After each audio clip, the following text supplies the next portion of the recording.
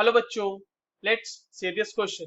What is the relationship between the average velocity, root mean square velocity and most probable velocity? जिसको आप देखो average velocity को new दिखाया गया है, रूट मीन स्क्वायर वेलोसिटी को यू दिखाया गया है एंड मोस्ट प्रोबेबल इस वेलोसिटी को अल्फा दिखाया गया है। और इसके जो है रेशियो के अलग अलग यहाँ पे कॉम्बिनेशन हमारे पास गिवन है। चलिए इस क्वेश्चन को सॉल्व करते हैं बच्चों। सबसे पहले तो ये देखते हैं कि इस क्वेश्चन को सॉल्व करने के लिए हमारे पास कौन से की कॉन्सेप्ट की जानकारी होनी चाहिए।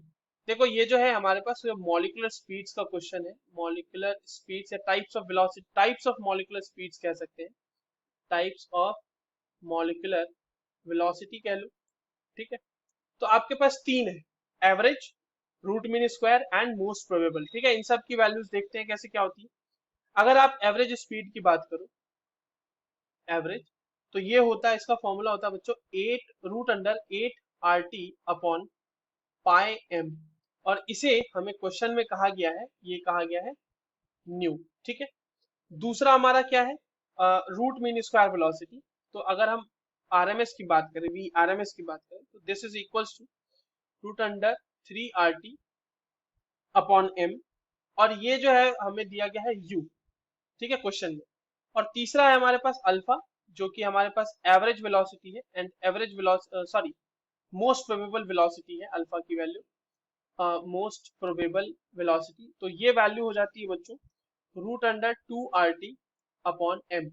अब हमें क्या करना है, हमें निकालना है alpha is to nu is to u, that will be equals to √2 RT upon M is to √8 RT upon pi M is to √3 RT upon M. अब देखो बच्चों, RT अपॉन एम सब में कॉमन है तो सब कट जाएंगे, cancel out हो जाएंगे। तो ये हो जाएगा √2 is to √8 upon pi is to √3। अब क्या करो, आप इसको थोड़ा इस तरह से लिख सकते हो कि √2 इज टू, और 8 को हम लिख सकते हैं 2√2 divided by √pi is to √3। अब इस पूरे को अगर आप √2 से डिवाइड कर दो तो क्या हो जाएगा, ये √2 डिवाइडेड बाय √2 हो जाएगा 1 इज टू, ये हो जाएगा 2 अपॉन √पाई इज टू √3/2। ठीक है, अब यहाँ पे वैल्यूज पुट करो और आपके पास आंसर आ जाएगा, that is 1 is to 1.128 is to 1.224। यही आती है इस रेशियो की वैल्यू। ठीक है, तो ये देख लेते हैं किस ऑप्शन में गिवन है। This is given in the very first option, so the correct answer will be option 1। I hope you understood this well. All the very best.